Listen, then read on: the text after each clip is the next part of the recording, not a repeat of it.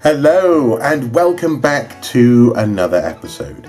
Indeed, welcome back to my exploration of a huge DVD library. A little while ago I undertook to go from A to Z in our fairly large, getting on to 800 title DVD collection, and it became very clear that this would have to happen over the course of several different episodes. So this is episode 3, and today we're going to be looking at everything from H through to L, so including L as well, H to L. That said, though, I've noticed that there are a couple of things which hadn't actually updated on the library in the previous episodes. I just want to quickly add 3 titles to this video.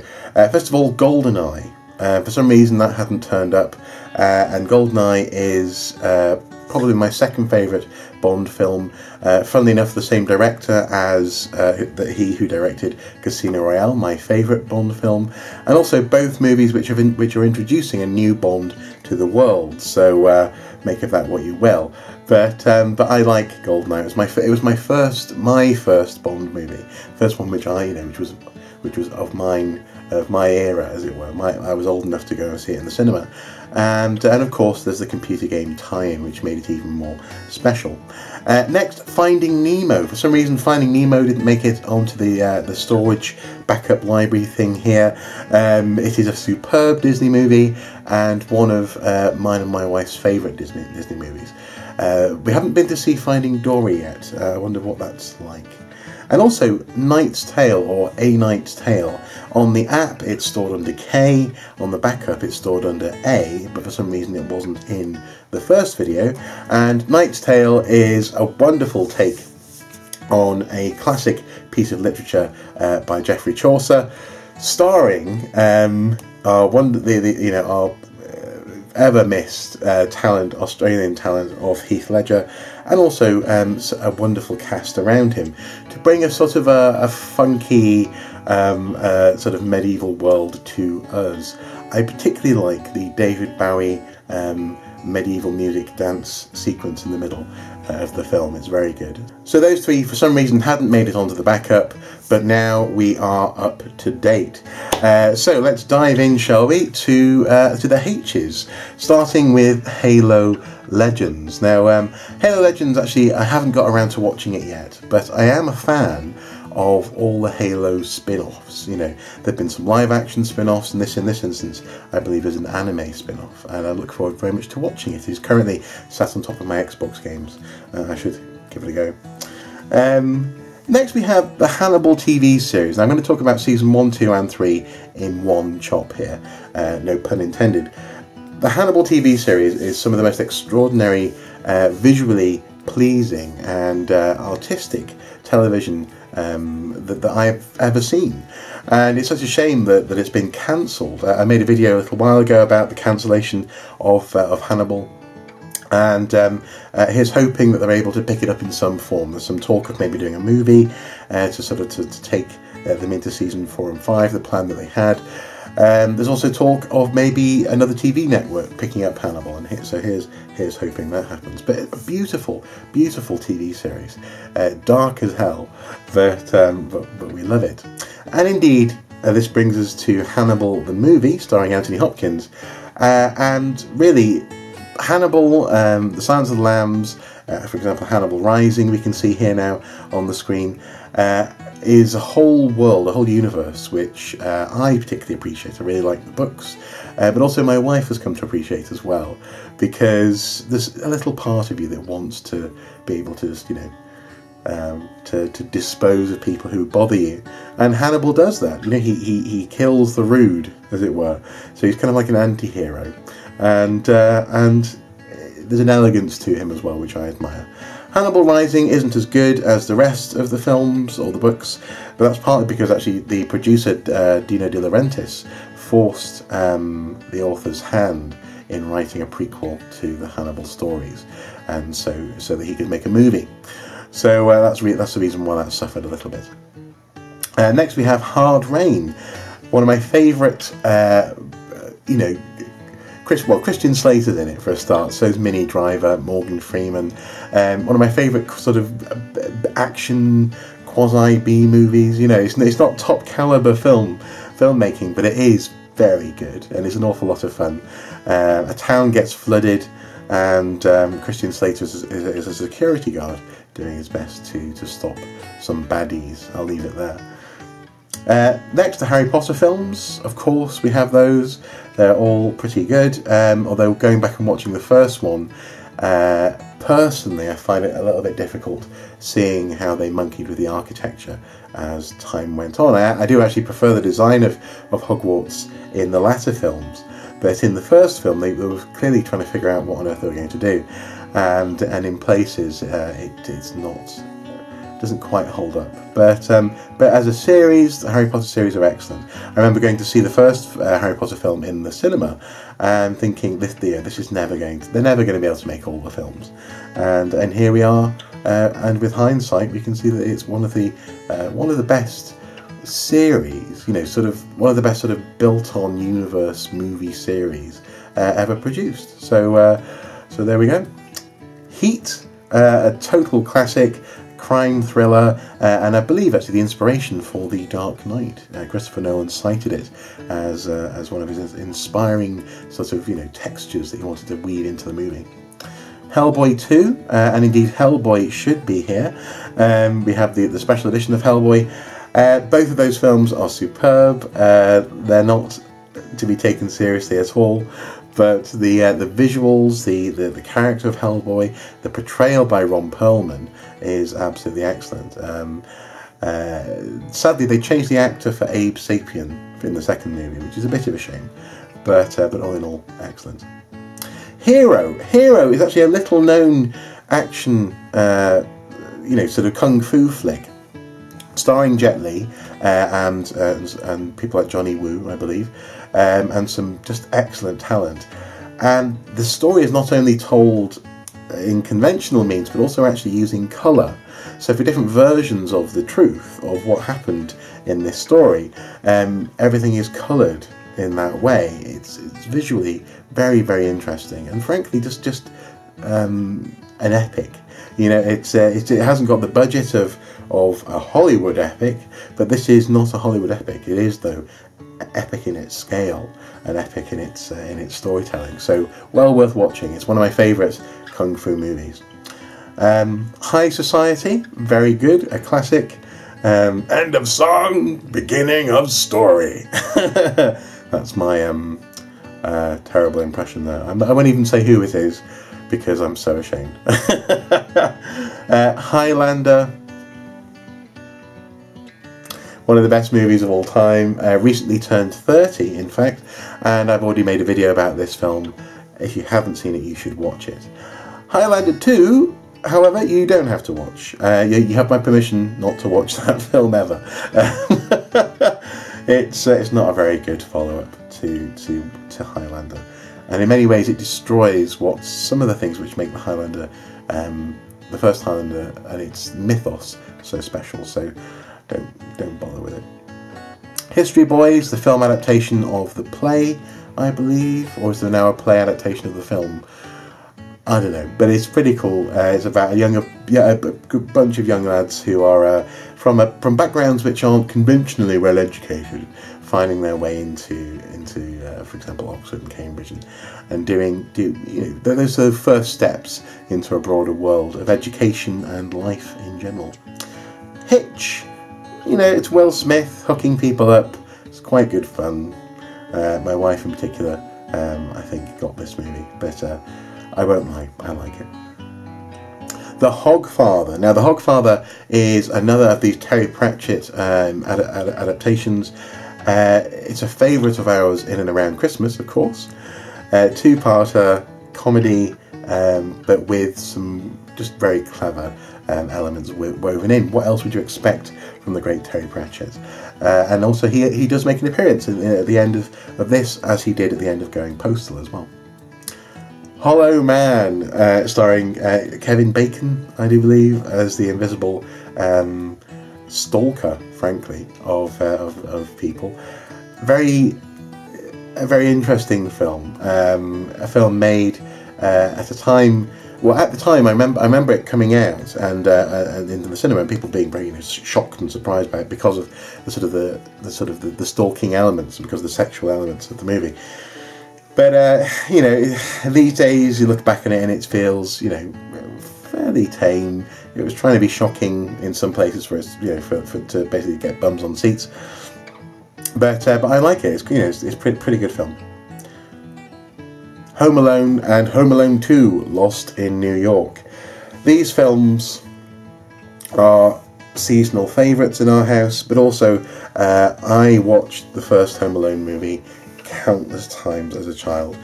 We had the VHS as soon as it came out. I think we got it from a local video store as soon as they were selling them, not just renting them. And my brother and I basically wore that tape out. That's how much we watched it. It was just such a favourite. And now, frankly, it's even funnier. As an adult, you appreciate the pain which these burglars are going through as they're trying to break into the house so much more than you did. As a kid, you're just going ha ha ha. But as an adult, you're like, oh, damn, ouch, and it just makes it even more amusing. So both brilliant, but obviously we haven't bothered with Home Alone 3 or Home Alone 4. Hoodwinked is a little known animation about it's a murder mystery with the characters of in and around sort of fairy tales, but in particular Little Red Riding Hood. Watch out for Granny in this and her story, I shall say. I won't spoil it. But it's not the highest quality animation, because clearly these guys, they didn't have the budget of Pixar. But it's a very clever movie, so give it a go. Hoodwinked. We haven't watched Hoodwinked 2 though. That did come out and didn't look quite as good. Hook. Damn right, Hook. This film is another one of those films which I think we saw at the cinema, but again we just watched over and over and over and over and over and over and over and over and over again as children, because yes, it's not the best movie, but it is a very good movie. It's a popcorn flick. It does have elements of the old Peter Pan mythos woven in. It's a clever take on Robin Williams, Robin Williams does a clever take on being a stressed out, grown-up version of Peter, and also, frankly, the portrayal of Captain Hook by Dustin Hoffman is superb. I don't think it's been topped, to be honest. Hot Fuzz. What can be said? This is probably my favourite of the Cornetto trilogy. So Hot Fuzz, Shaun of the Dead, and then The World's End, which is trying to capture that magic again, but didn't quite make it. My favourite moment in this film is is when they first of all when he kicks an old lady in the face. That's quite amusing, but then also the punch that shit. The way it's edited, basically they're jumping in a car, going to speed off and catch the bad guys towards the end. Just magical the way that's edited. You have a shot of, I think, seatbelt, siren, and then foot on gas pedal. Punch that shit. Yeah, very good. Excellent editing. And it would have been great to see an Ant-Man film made by the same director. Sadly, his name's escaped me at the moment, but it wasn't to be. Hot Shots and Hot Shots Part 2. These are actually movies which I watched on TV. I probably shouldn't have watched them on TV, but we recorded them onto video. And when I could, I got the DVD box set a couple of years ago. They're incredibly silly. Charlie Sheen is a sort of Rambo type character. There's lots of riffs taken from different, in particular, for example, Top Gun, Rambo, so on and so forth. Lots of fun. In particular, in Part 2, I always loved the Energizer Bunny sketch. Just watch it; it's funny. House of Flying Daggers. Now, this is another one of my favourite kung fu films. It is a movie that I think sort of reached a certain wider audience than usual, certainly in Britain, and it's a beautiful film. It's along the same lines, to be honest, in terms of its visual beauty as Hero, and just some wonderful moments. Some repeated riffs from other kung fu movies, in particular, for example, when the lady is having a bit of a bath. I've seen the way that plays out in other films, but all in all, great and just visually stunning. In particular, the drum sequence with the seeds or the beans or something. Howl's Moving Castle is my second favourite Studio Ghibli film. My first favourite being Spirited Away. My third favourite being My Neighbour Totoro. To be honest, those three can swap, quite frequently. But Howl's Moving Castle is a beautiful, visually beautiful film. A wonderful story, a lovely story, an empowering story, in fact, for women. In fact, quite often, both my wife and I, we really do praise Ghibli to our friends for being an excellent role model for especially girls and children. And also, just for its imagination, the way that studio approaches the visuals of all manner of things, from magical sequences, dream sequences, the look of a world. It's just arresting, visually arresting, and I can't praise it enough. I recently picked up, I was recently essentially almost given the art book for Spirited Away and also Howl's Moving Castle, and just gorgeous. Next we have Hulk, Spike Lee's Hulk movie starring Eric Bana. I know lots of people don't like it, I know that, but I do. I quite like it. I appreciate what he was trying to do in terms of a comic book movie. He was taking his remit very literally in terms of using panels to tell stories, so on and so forth. But it's good. I like it. It's not as good as others, but it's certainly not terrible. It's okay. The mutant dogs, though, I can take or leave. I, Robot. This was such an event movie when it came out that I almost had to go and see it. At some point, someone was bound to show me this film. I quite like it. The visual effects are very dated. Very quickly they dated, I think. In fact, but it's a passable Will Smith Hollywood film. It feels very much in the same vein as things like Minority Report, that kind of thing. Next we have I, Spy. This film came out again when I was working in Blockbuster, and I only watched it because of that. And I picked it up recently. I had got rid of it. I picked it up recently, essentially for nostalgia value. I kind of have a soft spot for this film. It's by far not the best film in the world, but it's it's watchable, it's fun, and Eddie Murphy isn't completely crazy just yet.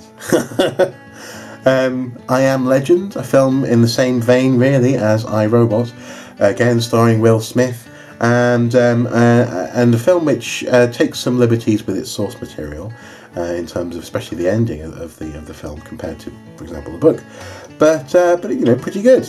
My wife really doesn't like it, and really doesn't like. Actually, she hated the fact that Will Smith went through this, and indeed, arguably, has been going until very recently through this phase of doing these sort of Messiah movies, but it could be worse. And I picked it up also actually because I like the visuals of the abandoned New York and Manhattan. That's something which I found very, very interesting and also very pleasing. Identity. Now this is again a little known movie. It's not one of the most well known thrillers or suspense dramas out there. Again, I came across it because I worked in Blockbuster, and it's lots of fun. It's 13 strangers, I believe, are brought to a motel in the middle of nowhere, and people start dying. And I'll leave it there. The exact way that the story plays out is well worth not spoiling. But I would recommend watching it. It's good fun. John Cusack plays quite a good role in this. In the Line of Fire. Such a soft spot for this film. I first saw it on video, on VHS. I believe my mum had it, and I picked it up on DVD when I moved out. I like it. Clint Eastwood sort of, resurgence, coming into his own and accepting that he's getting older, but nonetheless finding ways to be Clint Eastwood still. And also John Malkovich as the assassin in this. It's very good. So it's a Save the President kind of CIA movie, or not, is it CIA? FBI Protection Detail movie, but it's good fun. In the Loop is the film for In the Thick of It. In the Thick of It being a British political satire. It's kind of like, I don't know, it's kind of hard to explain unless you've watched it. But there's a character in particular in the TV series, I think also actually in the movie, called Malcolm Tucker, played by the current Doctor. His name escapes me for a moment. Peter Capaldi, that's it. And just some classic stuff came out of his mouth in that. The film isn't as good as the TV series, but it is lots of fun. So we own it. In Time is a fascinating film. In some ways, extremely clever. It's a film which I really wasn't expecting to be as clever as it was. The idea of time being currency, and the fact that you only have so much time before you die, but you can trade your time to get more time and do deals and this kind of thing. It's very, very clever, and not so much of a Matrix kind of rip-off as I thought it might be. So we have it. Inception, wonderful film. Christopher Nolan, pretty much at his best. A film which he essentially got to make because The Dark Knight did so well. He was allowed to do this pet project about dreams and dreamscapes, and it's excellent, really, really good. Independence Day.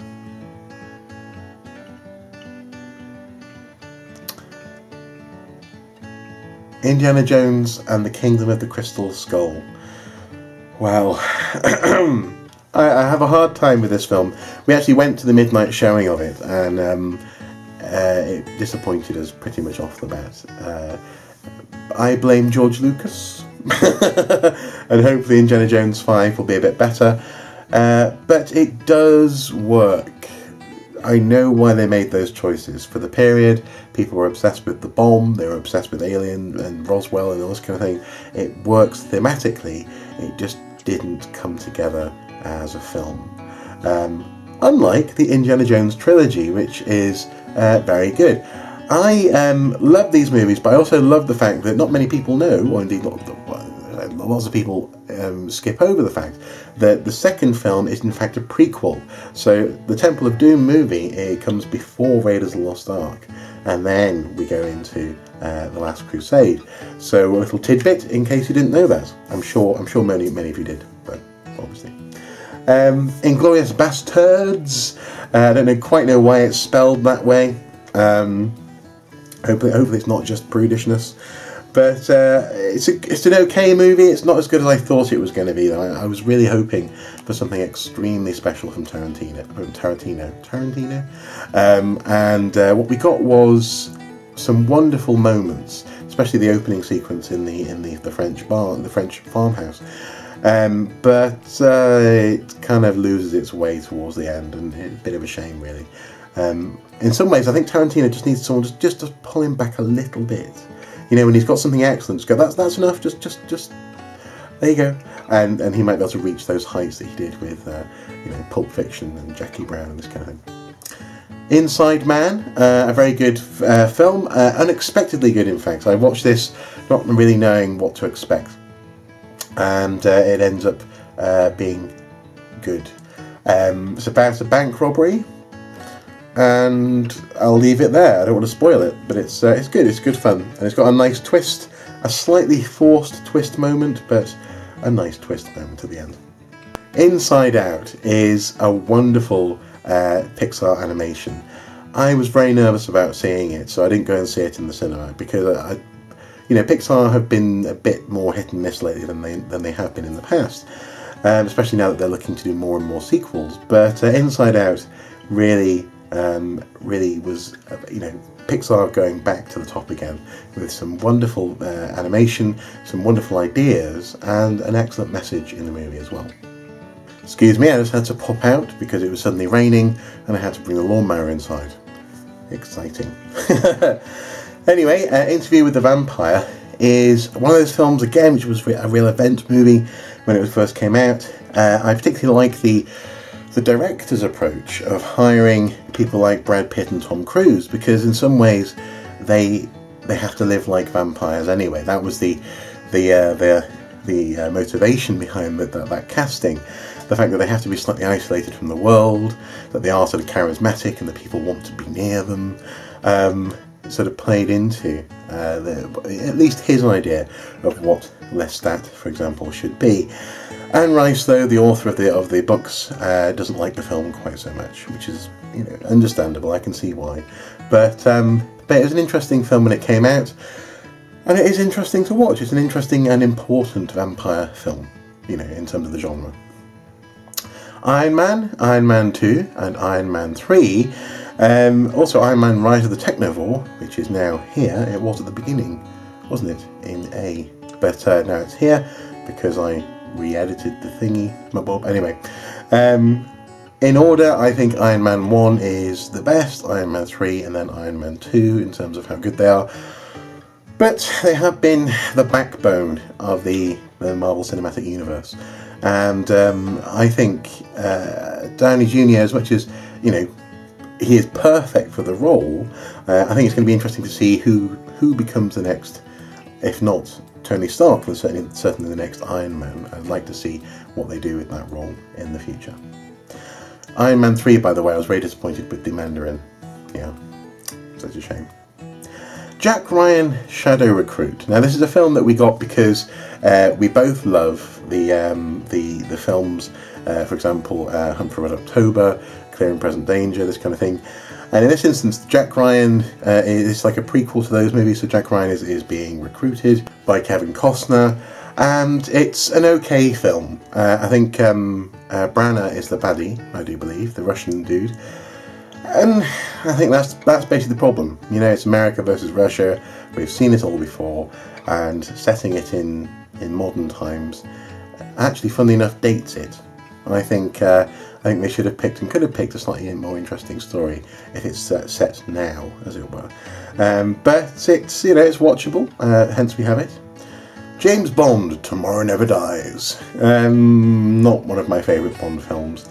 Very, very cheesy. It's like they went from GoldenEye and then they just threw out the handbook and became this ultra camp fest of Bond cliches. I like elements of it. I particularly like some of the ideas behind media and controlling the world, but the way that it was done at the time felt cheesy, and now just feels almost embarrassing, I think, here and there. That said, though, I like the idea of a stealth boat. I quite like that. Jaws. Jay and Silent Bob Strike Back. This is a film which I first saw again because of my time at Blockbuster, and I simply had to have a copy. Jeepers Creepers, an excellent film for its genre, and by that I mean particularly teen horror, and also teen horror where the Midwest and sort of down into sort of the Bible Belt, this kind of area, is a dangerous and mysterious backwater.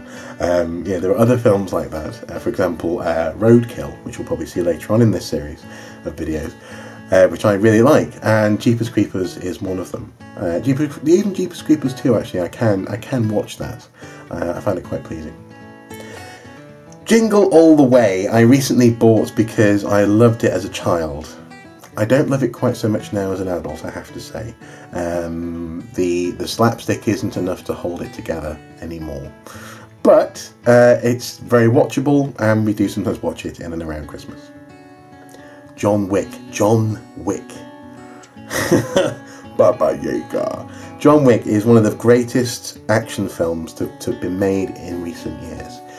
Keanu Reeves has slapped people in the face and said, "Stop thinking about the Matrix, and has just kicked so much ass in that film. When I first saw the trailer, I was excited. When we first saw the film in the cinema, it was a little bit late coming out here in the UK.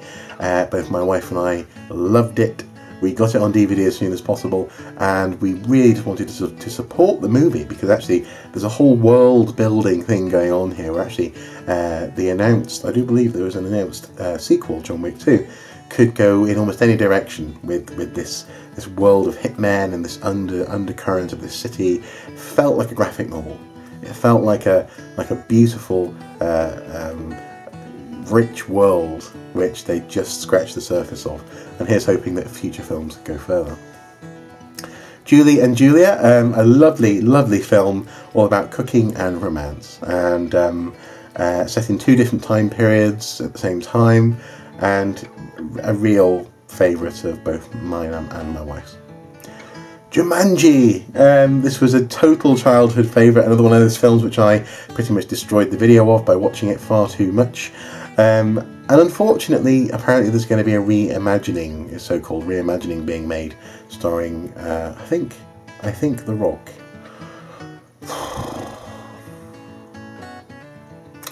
But Jumanji, the original, is superb. Juno, a really great comedy, bit of dark humour in there. A girl gets pregnant and it's all about how she deals with it. We like it. Jurassic Parks 1, 2 and 3, and also Jurassic World. I'll put them into order for you, shall I? Let me think, Jurassic Park, Jurassic Park The Lost World, Jurassic World, and then Jurassic Park 3. Maybe Jurassic World comes in second, depends on what mood I'm in. That said, Jurassic World doesn't have Jeff Goldblum. So no, Jurassic World comes in number 3. I love the series. I really like the books, actually. I've read both Jurassic Park and Jurassic World, and obviously the films and the books are very different, but for what they are, they're very good. Jurassic Park 3, even that had some redeemable features, but with Jurassic World they took a step in the right direction. Here's hoping that they can, if they do have to make another film, that they can go in another interesting direction next that doesn't involve the rumoured raptor human cyborg mix that was going to be in Jurassic World. Just Like Heaven, a film where someone dies and finds herself. No, not dies. No. A film where someone is in a coma. That's it. Reese Witherspoon finds herself living in and around Mark Ruffalo. Both funny, creepy, and also a real guilty pleasure film for me. total chick flick romance. Justice League animation, pretty good. Justice League Crisis on Two Earths, very good animation. In fact, came out for the 75th anniversary of DC Comics. Justice League Starcrossed the movie, I have not watched yet. Keeping Mum is one of those really typical British comedies. Dark humour. It's all about a vicar and a serial killer old lady. Lots of fun. Kick-Ass and Kick-Ass 2. These films are both lots of fun, especially the first one. I really appreciate the way that they tied the first one in with comic book culture. Funnily enough, it wasn't filmed in New York, but it is set in New York. I believe actually it was filmed here in the UK. I really appreciate it. I particularly appreciate Hit Girl. Kick-Ass 2, not as good. Sadly, just not as good. And especially knowing that Jim Carrey ended up being so vocally against the movie and its violence, having been a key violent role in the second movie. Kiki's Delivery Service is another excellent Studio Ghibli film. I feel bad now that it's not in my top 3, but but it's also a film which doesn't really fit in with the typical expected way that these things sort of play out, if you know what I mean. Because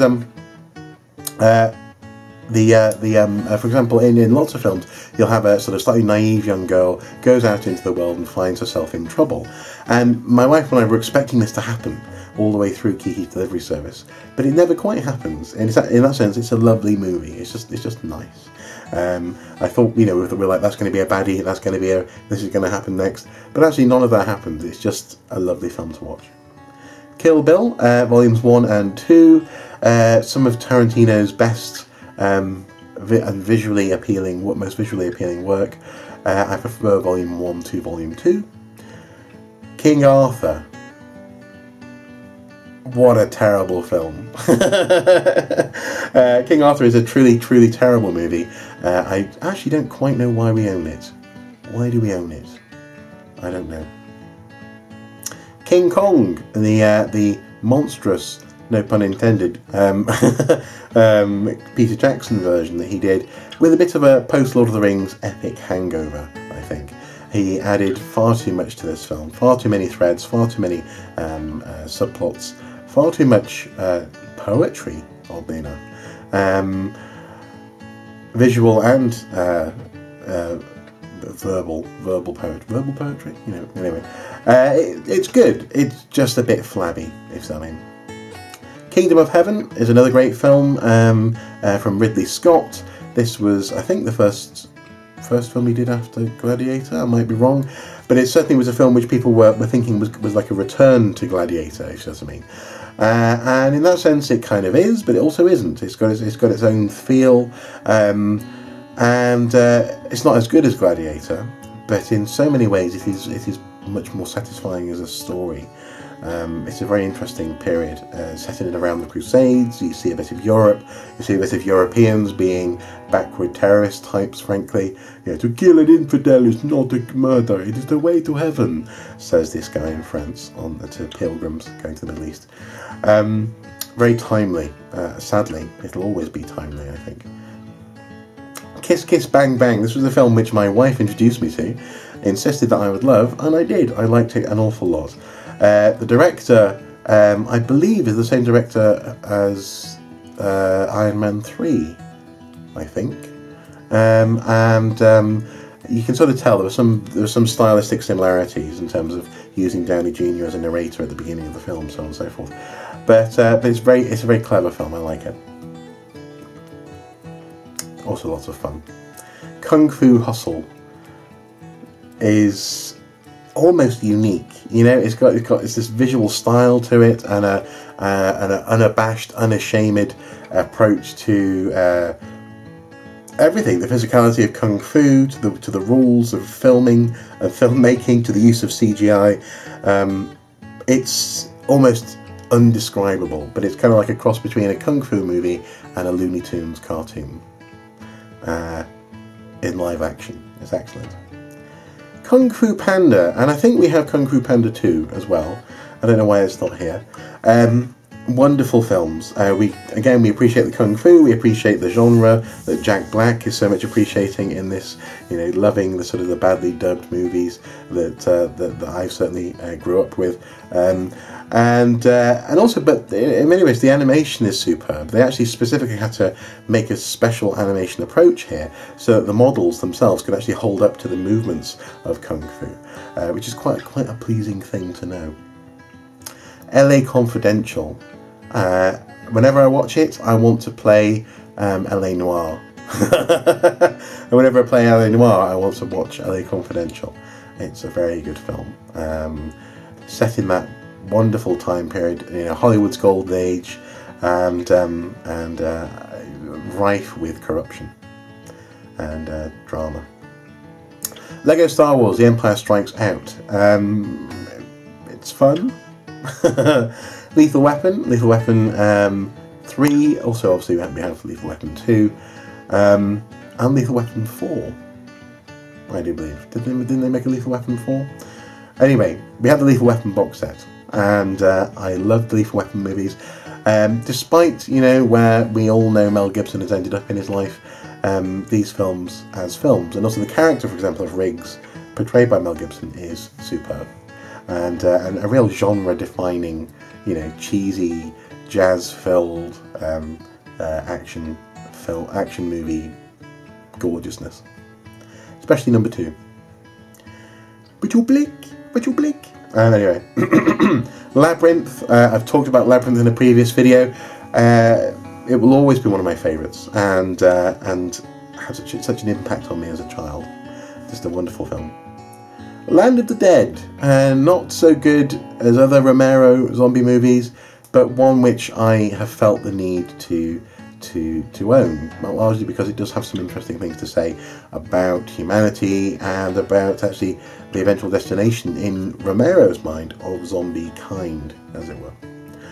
Lara Croft Tomb Raider. We also have Lara Croft Tomb Raider, the Cradle of Life as well. I'm not quite sure why that's not here. Real guilty pleasure films. Saw Lara Croft, the first one, in the cinema, and I like it. Last Action Hero is a very clever film. Lots of people don't seem to understand that Last Action Hero is an extremely clever film, and Arnie was really taking the piss when he did that film. It's not an action film in so many ways. In many ways, it's a spoof. But it's a wonderful film, especially if you look out for the double-layered, piss-taking and highlighting of genre cliches, this kind of thing. Lawrence of Arabia, such an epic, and of course we own it. Of course we own it. Yes, being British is practically required. Layer Cake. This film is a very pleasing action movie. Arguably, it got Daniel Craig his role as Bond in Casino Royale. Leatherheads is a very, very interesting film. We actually went to see it in the cinema, my wife and I. And it's about the early days of American football. And funnily enough, one of the things that we really like about it is it is set at a time when football had no rules, but society was rife with rules, etiquette and a woman's place in society and so on and so forth. So that juxtaposition of no rules on the football field and nothing but rules off it, was very pleasing. More Lego Star Wars movies. Lemony Snicket's, a series of unfortunate events. There you go, Lethal Weapon 1, 2 and 4. Lemony Snicket's is one of my favourites, especially for visuals, one of my favourite films. It's reminiscent of the best work of Tim Burton, for example, but also has its own very much its own style. Such a shame that they dropped the series, although apparently they're now working on a TV series. So Lemony Snicket's will be reimagined I think on Netflix in the not too distant future. Lincoln, a good movie. I sort of resisted watching it because I didn't want to buy into this sort of massive epicness that people were saying it was, but it is a very good film, and the portrayal of Lincoln is extremely interesting to watch. Little Miss Sunshine, a wonderful messed up movie, all about the realities of family and how twisted they can be, but also how lovely family can be as well. Long Way Down and Long Way Round. Ewan McGregor and his friend Charlie on the road, on their bikes, being men together and exploring the world. I love them both. I love Long Way Round more than Long Way Down, though, I have to say. Lord of War, we actually haven't watched yet, unfortunately. We haven't quite brought ourselves to watch it. I don't know why, but we haven't, and it might be to do with Nick Cage, possibly. I'm just a bit scared of how he's going to be in the film, I think. And finally, for the L's, Love Actually. It's such a cheesy movie in so many ways, but it's one of those defining British character pieces that for a little while people in America seem to love so much. Really following in the same vein as Four Weddings and a Funeral, and it's just as saccharine, just as sweet and sickly as you might think. But it's also very adorable, and we do sometimes watch it at Christmas.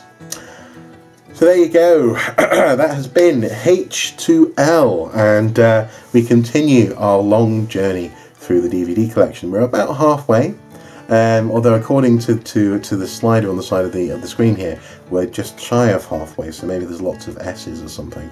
Who knows? But we're getting there. M, I think, is halfway. So we're getting there. Anyway, guys, hopefully this has been enjoyable, and even if it hasn't been, this has been useful for me to try and justify just why I own so many DVDs. Anyway, as ever, until next time, do take care. Bye-bye.